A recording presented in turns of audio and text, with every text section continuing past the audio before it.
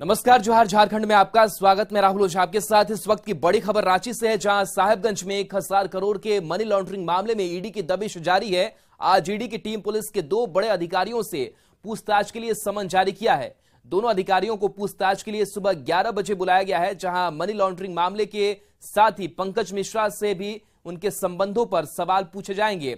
अधिक जानकारी दे रहे हैं रांची संवाददाता गौरव झा। साहेबगंज में 1000 करोड़ के मनी लॉन्ड्रिंग के मामले और पंकज मिश्रा से जुड़े मामले में आज ईडी पुलिस के 2 अधिकारी से पूछताछ कर सकती है। इस 2 बड़े अधिकारियों को आज जो है यहां पर यानी कि ईडी के दफ्तर में दोपहर की 11 बजे बुलाया गया है।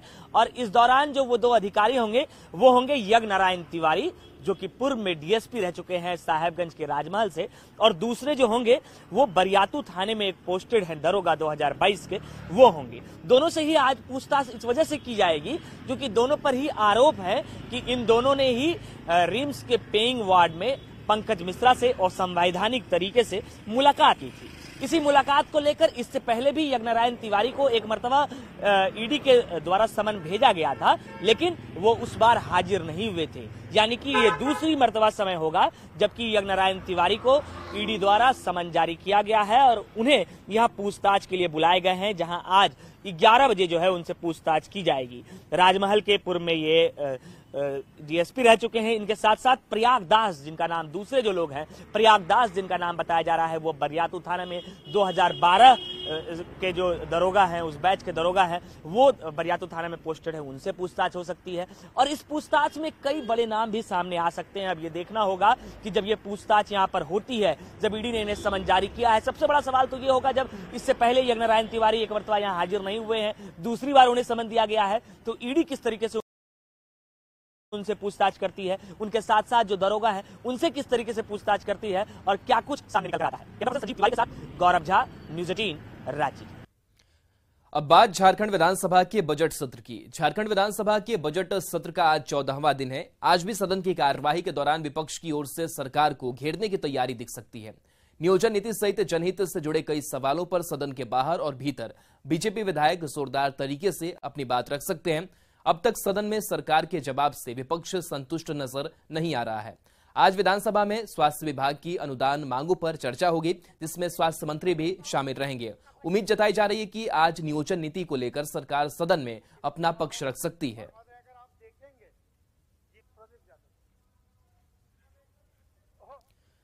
झारखंड सरकार की ओर से जारी आरक्षण रोस्टर का बीजेपी ने विरोध किया है। बीजेपी प्रवक्ता प्रतुल शाहदेव ने आरोप लगाया कि नए रोस्टर के मुताबिक कई जिलों में पिछड़ों का आरक्षण शून्य हो गया है और इससे सरकार का पिछड़ा वर्ग विरोधी रवैया दिखता है। उन्होंने सरकार से इसमें जल्द सुधार की मांग की है। देखिए, झारखंड सरकार ने जो भी नया आरक्षण रोस्टर जारी किया है, उसमें इस सरकार का पिछड़ा विरोधी चेहरा जो है वो साफ उजागर हो गया है। एक तरफ ये सरकार बात करती है कि हम पिछड़ों को राजनीतिक रूप से नौकरियों में उनका हक देंगे, लेकिन इस आरक्षण रोस्टर में झारखंड के अनेकों जिले हैं जिसमें पिछड़ों के आरक्षण को शून्य कर दिया गया है। ये घोर चिंता का विषय है और हम इसकी कड़ी निंदा करते हैं और ये सरकार के पिछड़ा विरोधी चेहरा को दिखाता है। झारखंड की बड़ी आबादी जो है वो पिछड़ों की है, तो आखिर ये पिछड़े जाएंगे कहां? ये सरकार को अपने पिछड़े विरोधी रवैये को, पिछड़े वर्ग के खिलाफ जो इसका रवैया है, इसको बंद करना चाहिए और करेक्टिव मेजर्स उठाना चाहिए ताकि पिछड़ों को उनका वाजिब हक मिल सके। लेकिन सरकार पूरे तरीके से पिछड़ा वर्ग के प्रति अपनी सोच के लिए एक्सपोज हो गई है। जेएसएसयू ने आज का मुख्यमंत्री आवास का घेराव कार्यक्रम फिलहाल स्थगित कर दिया है। यह निर्णय संसदीय कार्य मंत्री आलमगीर आलम के आवास पर आंदोलनकारी छात्रों के साथ हुई वार्ता के बाद लिया गया। संसदीय कार्य मंत्री आलमगीर आलम ने आंदोलनकारी छात्रों के ज्ञापन पर सीएम हेमंत सोरेन से बात करने की बात कही है। और उन लोग का जो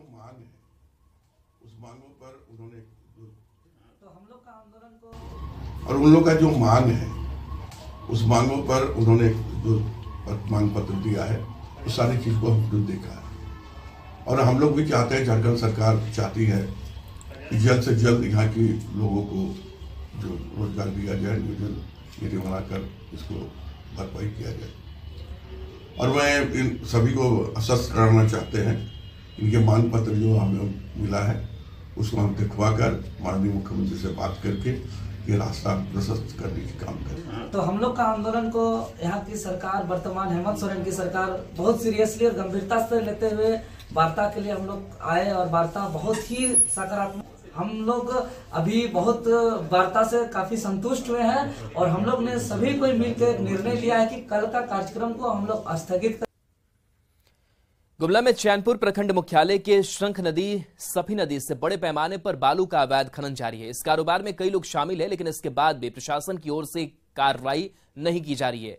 दिन के उजाले में शंख नदी, सफी नदी में ट्रैक्टर के जरिए बालू का उठाव किया जाता है और उसे चैनपुर में भेजा जाता है, जिसका इस्तेमाल निर्माण कार्यों में हो रहा है। दरअसल अभी तक चैनपुर प्रखंड में नदी की बंदोबस्ती नहीं हुई है और प्रक्रिया पूरी हुए बिना ही अवैध उत्खनन जारी है।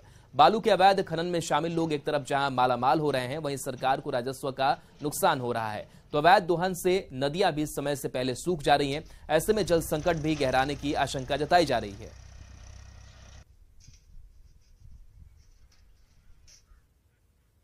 खबर बोकारो से, जहां बीएस सिटी थाना क्षेत्र के सेक्टर 2B में हुई मारपीट में 3 लोग घायल हो गए। घायलों को इलाज के लिए सदर अस्पताल में भेजा गया है। मारपीट की घटना के बाद पुलिस मौके पर पहुंची और मामले को शांत कराया।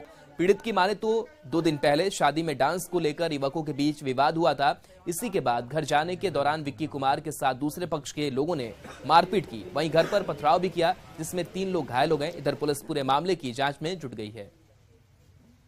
जब ये लोग मारा तो फिर हम लोग, मैं, मेरे भाई, मेरे पापा, तीनों आदमी मिल करके फिर हम लोग भी अपना डंडा तोड़े और मारने लगे। तो ये लोग फिर ईटा पत्थर से वार करने लगा तो हम लोग को चोट लगा। फिर भी हम लोग फिर पुलिस को 1 बार नहीं 2 बार इन्फॉर्म में किया। इनके पास रिकॉर्ड है, मेरी बहन है, 1 बार नहीं 2 बार फोन किया गया है। मेरा बेटा फील्ड में गया, उधर लगा उन लोग मारने, वहां से उन लोग फोन किया कि मम्मी देखो हम लोग को मार रहा है। हम लोग गए, उसको पकड़ के गए, यहाँ आया, यहाँ तक वो लोग आ गए, सारा आदमी आ गया झुपड़ी के, पूरा फैमिली। वो लोग झगड़ा हुआ है, विक्की नाम है, आपके नाम हम सर नहीं जाना है। 2 पक्ष जो है सेक्टर 2B में पोस्ट ऑफिस के पीछे 2 पक्ष के बीच आपसी विवाद हो रहा है, जिसमें दोनों पक्ष की तरफ से मारपीट हुआ है। दोनों पक्ष घायल है। दोनों पक्ष को जख्म प्रतिवेदन जांच दे दिया गया है। दोनों पक्ष आवेदन मिलेगी, जो भी उचित कार्रवाई की जाएगी। जमशेदपुर के जुगसलाई थाना अंतर्गत इस्लाम नगर नदी किनारे अपराधियों ने 22 साल के जाहिद हुसैन पर गोली चलाई। गोली जाहिद के दाएं पैर में लगी है, जिसके बाद घायल अवस्था में है उसके साथियों ने जुगसलाई थाना पहुंचाया, जहां से उसे इलाज के लिए टीएमएच में भर्ती कराया गया है। बताया जा रहा है कि 4 युवकों ने मिलकर उस पर गोली चलाई। पूर्व में मजीद नाम की युवक से जाहिद का विवाद भी हुआ था। इधर पुलिस मामले की जांच कर रही है। की नामक एक व्यक्ति हैं जिनको जांग में गोली लगी है, तो इसी के सत्यापन में और आगे आवश्यक कार्रवाई करने के लिए हम लोग आए थे। तो टीएमएच में ये लोग भर्ती थे। उनको पूछताछ करने पे ये पता चला है कि इस्लाम नगर में 2-3 लोगों के द्वारा मिलके इन पे गोली चलाया गया है। जो पेशेंट है उनका अभी कंडीशन स्टेबल है। अभी इन्वेस्टिगेशन अंडरवे है। जैसे आगे कुछ क्लियर होगा तो आपको बताया जाएगा। खबर लातेहार से, जहां बालूमाथ थाना क्षेत्र में इन दिनों चोरी की घटनाएं काफी बढ़ गई है। कल रात चोरों ने बालूमाथ मुरपा मार्ग परम घाट हनुमान मंदिर का ताला तोड़कर हजारों की संपत्ति चोरी कर ली। इस दौरान मंदिर परिसर में टंगी करीब 10 किलोग्राम वजनी पीतल का घंटा, बाल्टी, झाल, दान की पेटी के साथ प्रसाद की भी चोरी कर ली गई। चोरी किए गए सामानों की कीमत करीब 50,000 रुपए तक बताई जा रही है। इससे 2 दिन पहले नागड़ा ग्राम के शिव मंदिर में भी चोरी की घटना हुई थी। लगातार हो रही चोरी से लोगों में दहशत का माहौल है। कोडरमा के झुमरी तलैया में एक बहू को जब ससुराल पहुंचने पर घर के अंदर प्रवेश नहीं मिला, तो पहले ससुराल में एक हाई वोल्टेज ड्रामा हुआ और फिर बहू पहुंच गई पुलिस के द्वार। फिर क्या हुआ आप भी देखिए।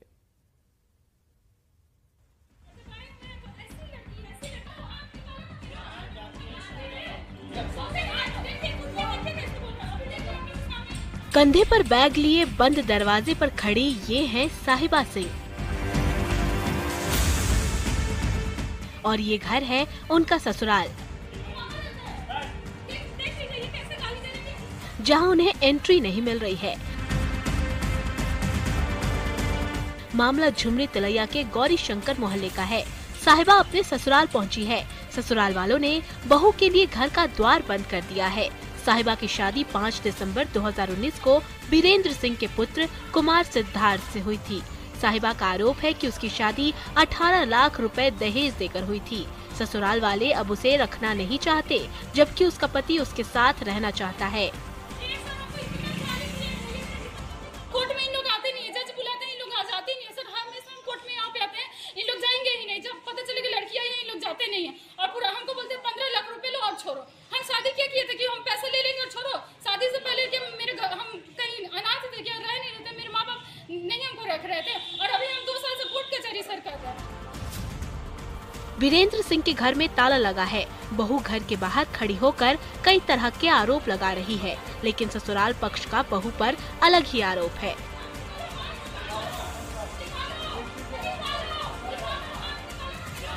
साहिबा की सास बताती हैं कि मामला 2 साल से न्यायालय में है। इस बीच साहिबा कई बार उनके घर में ही आकर हंगामा करती है। ऐसे में वो लोग कैसे साहिबा को अपने घर में रख सकते हैं? इसी तरह घुस के गाला गाली करेगी, सब चीज फेंकेगी और फिर अपना ही दे अपने से नोचेगी या खूब बोलेगी बगल का अंकल आंटी बचाइए, हमको मार रहा है। अच्छा। ऐसे ही करके घर से ही भागी थी। अपना ही अथी भी खोल देगी, मोबाइल भी ऑन करेगी, अपना आवाज़ अपने मायके में लगा देगी और खूब बोलेगी हमको सब कोई मार रहा है, हमको जान से मार देगा, बगल का अंकल आंटी बचाइए, और फिर घर से चिल्लाते हुए भाग जाएगी। इधर मामले की सूचना जब तिलैया थाना को मिली तो थाना की पेट्रोलिंग जीप गौरी शंकर मोहल्ला पहुंची और हंगामे को शांत कराया। फिर बहू साहिबा सिंह को समझा बुझाकर लेकर थाने पहुंची और आवेदन लेकर कार्रवाई में जुट गई है।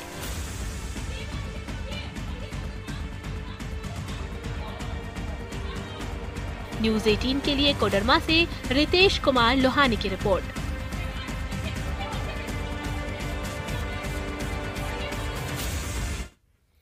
गढ़वा के दुर्गी थाना क्षेत्र के शारदा गांव के बागमारी पहाड़ जंगल से महिला का सड़ा गला शव मिलने से सनसनी फैल गई है। स्थानीय ग्रामीणों ने इसकी सूचना पुलिस को दी, जिसके बाद पुलिस मौके पर पहुंचकर महिला के शव को पोस्टमार्टम के लिए गढ़वा सदर अस्पताल भेजा है। फिलहाल महिला की पहचान नहीं हो पाई है, पुलिस जांच में जुटी है। सूचना मिली कि एक महिला है, लगभग 55 साल के आसपास की है। उसका एक डेड बॉडी मिला हुआ है यहाँ पे जंगल में।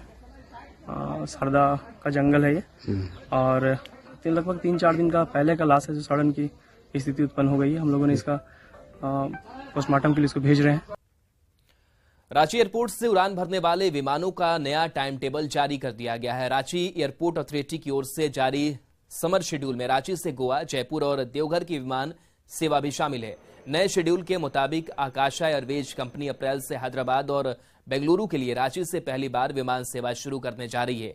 ये टाइम टेबल 26 मार्च से 28 अक्टूबर तक के लिए जारी किया गया है, जिसके तहत रांची से 40 विमान सेवा उड़ान भरेगी। एयरपोर्ट से अधिक जानकारी दे रहे हैं रांची संवाददाता गौरव झा। रांची एयरपोर्ट से उड़ान भरने वाले विमानों का नया समय सारणी जारी कर दिया गया है, यानी समर शेड्यूल जो है वो जारी कर दिया गया है। नई समय सारणी में रांची से गोवा, जयपुर और देवघर की मौजूदा विमान सेवा भी शामिल रहने की बात बताई गई है। नए शेड्यूल में आकाश एयरवेज कंपनी अप्रैल से हैदराबाद और बेंगलोर के लिए रांची से पहली बार विमान सेवा शुरू करने जा रही है। आकाश एयर की बेंगलोर, रांची, हैदराबाद और एक अन्य सेवा हैदराबाद, रांची, बेंगलोर के लिए होगी। एयरपोर्ट अथॉरिटी के अनुसार ही विमान परिचालन होगा, लेकिन यह सेवा यात्री और विमानों की उपलब्धता के आधार पर निर्धारित समय और रूट पर होगा। नए शेड्यूल के मुताबिक रांची से 40 विमान सेवा जो है वो उड़ान भरेगी। ये समय सारणी 26 मार्च से 28 अक्टूबर तक के लिए जारी कर दी गई है। निश्चित रूप से जब हैदराबाद, गोवा और देवघर के लिए इस तरीके की विमान सेवा शुरू होगी और जब उसका शेड्यूल जारी किया गया है, तो जो पर्यटक हैं या जो भी व्यवसायी वर्ग है उनके लिए ये खास तौर पर बेहद ही अच्छा साबित होने वाला है। कैमरा पर्सन संजीव तिवारी के साथ गौरव झा, न्यूज़ 18 रांची। खबर लातेहार के बालूमाथ से, जहां नदी में अचानक बाढ़ आने से एक बाइक बह गई। तितरिया खाड़ कोलियरी के पास बारिश होने से नदी में बाढ़ आ गई। पानी का बहाव इतना तेज था कि वो बाइक को बहा ले गई। इस दौरान नदी पार कर रहे लोग बाल बाल बचे हैं। आपको बता दें कि नदी पर सीसीएन ने कई साल पहले एक छोटी सी पुलिया भी बनाई है, लेकिन कुछ लोग पुल के नीचे से ही बाइक के साथ पैदल चलते हैं, जिस दौरान यह हादसा हुआ है। तस्वीरें आपको दिखा रहे हैं। रांची में बेमौसम बरसात के बाद तापमान में गिरावट दर्ज की गई है। कुछ दिनों से जहां राज्य के अलग अलग कोने में हल्के मध्यम दर्जे की बारिश देखी जा रही है, तो वहीं इस दौरान तापमान गिरने की वजह से ठंड भी बढ़ गई है। मौसम विभाग के मुताबिक अगले 2 दिनों तक आसमान में बादल छाए रह सकते हैं और येलो अलर्ट बरकरार रहेगा। मौसम विभाग के मुताबिक 23 मार्च से मौसम साफ होने की संभावना है। इधर बड़ी ठंड से लोगों को स्वेटर फिर से निकालना पड़ रहा है। मौसम में बदलाव पर अधिक जानकारी दे रहे हैं रांची संवाददाता गौरव झा। बेवक्त बदले मौसम ने सिहरन बढ़ा दी है। जिन लोगों ने अपने स्वेटर घर में रख दिए थे, संदूक में बंद कर दिया था, एक मतलब फिर से इस वजह से निकालना पड़ा है क्योंकि तापमान में पिछले 10 दिनों में 9 डिग्री सेल्सियस से भी कम जो है वो दर्ज किया गया है, यानी कि 9 डिग्री तापमान में गिरावट आई है। हमारे साथ स्थानीय लोग हैं जो मॉर्निंग वॉक के लिए निकलते हैं। आप देखिए कि इन्होंने जो अपने स्वेटर्स को अंदर रख दिया था उसे फिर से निकाल लिया है क्योंकि पिछले 10 दिनों से रांची का जो मौसम है वो बेवक्त बदला है और अगले 2 दिनों तक इस तरीके की मौसम रहने की संभावना जो है वो जताई गई है। भैया, जो स्वेटर आपने रख दिया था उसे फिर से निकालना पड़ा? बिल्कुल निकालना पड़ गया। अचानक मौसम का परिवर्तन हुआ है, ठंडा बढ़ गया है तो निकालना जरूरी था। क्या कहिएगा, इस तरीके से अचानक से मौसम बदला, लोग सोचे थे गर्मी आ गई है? हाँ, गर्मी तो पूरे आ गई थी। हम लोग तो स्वेटर वगैरह धो धा करके अलमीरा में रख दिए थे, फिर अचानक ठंडा बढ़ गया तो हम लोग को निकालना पड़ गया। आप लोग सुबह मॉर्निंग वॉक के लिए निकलते हैं? हाँ, तो लेट से निकलना पड़ रहा है? हम लोग का ग्रुप है और ठंड में तो लेट से निकलते थे, लेकिन ऐसा उम्मीद नहीं था। इतनी गर्मी थी, हम लोग सब रख दिए थे अपना स्वेटर, फिर से टोपी निकालना पड़ा तो बहुत ठंड एक बैग बढ़ गया। लेट से निकलते हैं हम लोग। बरसात भी हो रही है। बरसात भी हो रहा है। एक्चुअली रांची में ऐसा मौसम अभी बहुत दिन से बाद अब फिर मिल रहा है, क्योंकि बीच में गर्मी पड़ रहे थे। अभी लग रहा है जैसे हम लोग सब शिमला में ही है, ऐसे लग रहा है, महसूस हो रहा है ऐसे मौसम परिवर्तन। और सच पूछिए तो स्वेटर वेटर सब पैक करके रख दिए थे, फिर अभी निकलना पड़ रहा है। आप कितने दिनों से रांची में रह रहे हैं? हम तो 96 से। इस तरीके का मौसम अचानक से अक्सर देखा जाता है? नहीं, अक्सर तो ऐसा नहीं होता है। ऐसे वो होता है जनवरी होली के टाइम ऐसा होता है कि कहीं कहीं हो जाता है, उसके बाद से ऐसा नहीं होता है। जो माघ महीना जो बोलते हैं ना, मघेर जो पड़ता है उस टाइम होता है। अभी इस टाइम में अचानक नहीं होता है। तो ये रांची के लोगों का कहना है कि अक्सर रांची में जरूर देखने को मिलता है मौसम में परिवर्तन, लेकिन इस तरीके से जो मौसम बदला है वो बहुत कम देखने को मिलता है। हम आपको बता दें कि 23 तारीख के बाद आसमान साफ होने की जो आशंका है वो जताई गई है। रांची के तापमान की बात करें तो कल का रांची का तापमान करीबन 16.4 डिग्री सेल्सियस मापा गया है। कैमरा पर्सन संजीव तिवारी के साथ गौरव झा, न्यूज़ 18 रांची। गढ़वा जिले के मझियाव थाना क्षेत्र के बोदरा गांव में वज्रपात से एक महिला की मौत हो गई। बताया जा रहा है कि कलपतिया कुंवर और रीता देवी जन वितरण प्रणाली से राशन लेकर पैदल अपने घर बोदरा लौट रही थी। इस बीच रास्ते में इमलिया टीकर मैदान के पास अचानक तेज हवा के साथ आकाशीय बिजली गिरी, जिसमें कलपतिया कुंवर की मौत हो गई, जबकि उसके साथ चल रही महिला बाल बाल बची है। और चलिए गिरिडीह की बात कर लेते हैं। गिरिडीह में आदिवासी महापर्व सरहुल बड़े ही धूमधाम से मनाया जा रहा है। जंगलों के पेड़ों में जब नए पत्ते, फल और फूल आते हैं तब इसकी खुशी में सरहुल पर्व मनाया जाता है। इस दौरान पारंपरिक तरीके से पूजा पाठ और आदिवासी नृत्य कर प्रकृति का स्वागत किया जाता है। अधिक जानकारी दे रहे हैं संवाददाता एजाज अहमद। इन दिनों गिरिडीह जिले में सरहुल महापर्व आदिवासियों के द्वारा बड़े ही धूमधाम से मनाया जा रहा है। इस वक्त हम मौजूद है गिरिडीह जिले के देवरी प्रखंड के दुधपनिया गांव में। यह आदिवासी बहुल इलाका है। तस्वीरों में आप साफ देख सकते हैं कि किस प्रकार आदिवासी समाज अपना सरहुल महापर्व मनाने में जोर शोर से लगे हुए हैं। आप तस्वीरों में साफ देख सकते हैं कि ये पहाड़ियों के बीच में हम हैं। यहाँ पे चारों बगल आप हरे भरे पत्तियों को भी देख सकते हैं, पेड़ पौधों को भी देख सकते हैं। लोग भी जमा हुए हैं और यहाँ पे अपने प्राकृतिक पूजा कर रहे हैं। बताया जाता है कि जब इस वर्ष के हर जब पत्तों में, जंगल झाड़ियों में नए नए पत्ते आते हैं, फूल आते हैं, महुआ के फूल आते हैं, महुआ के फल आते हैं, तब कहीं ना कहीं प्राकृतिक का ये लोग वेलकम करते हैं अपने अंदाज में, जो तस्वीरों में आप साफ देख सकते हैं। सरहुल महापर्व हम लोग का बहुत उत्साह और जुनून का पर्व है। हम लोग सरहुल पर्व को इसलिए मनाते हैं कि जो नया प्रकृति का जो नया फल फूल और नया पत्ती झड़ के, पुराना पत्ता झड़ करके नया जो आता है उसको हम लोग पूजा करते हैं, सम्मान करते हैं, इज्जत देते हैं। और उस पूजा को हम लोग एक एक करके उस फूल को ला करके अभी पूजा कर रहे हैं। उस पूजा को जब तक हम लोग पूजा नहीं करेंगे तब तक हम लोग माने कोई भी महुआ चुन नहीं सकते हैं। इस तरह का हम लोग का यह है, इसलिए हम लोग बहुत खुशी और उमंग के साथ में हर साल मनाते आ रहे हैं। लोग पहले पुराना जमाना लोग पूजा करते आ रहा था, उसी का मतलब कि हम लोग तो देखते आ रहे हैं। और उसका फूल का जैसे पेड़ होता है, जैसे फूल होता है, उसका सरहुल पूजा कहते हैं। और सरहुल पूजा होते हुए एक मतलब कि मार्च के महीना में मतलब हम लोग को पूजा करते हैं। देख सकते हैं महिलाएं हाथ में जो पुरुष हैं मांदर बजा रहे हैं और महिलाएं भी तबला बजा रही हैं और कहीं ना कहीं वो इस तरह के प्राकृतिक नृत्य कर रहे हैं। आदिवासी परंपरा के अनुसार ये नृत्य करने में जुटे हुए हैं। तो गिरिडीह जिले में सरहुल महापर्व है, बड़े ही धूमधाम से मनाया जाता है और आदिवासी समाज के लोग बढ़ चढ़कर हिस्सा लेते हैं। गिरिडीह से न्यूज़ 18 के लिए मैं एजाज अहमद। और इसी के साथ जोहार झारखंड में इतना ही। एक नजर इस वक्त की हेडलाइंस पर। हेडलाइंस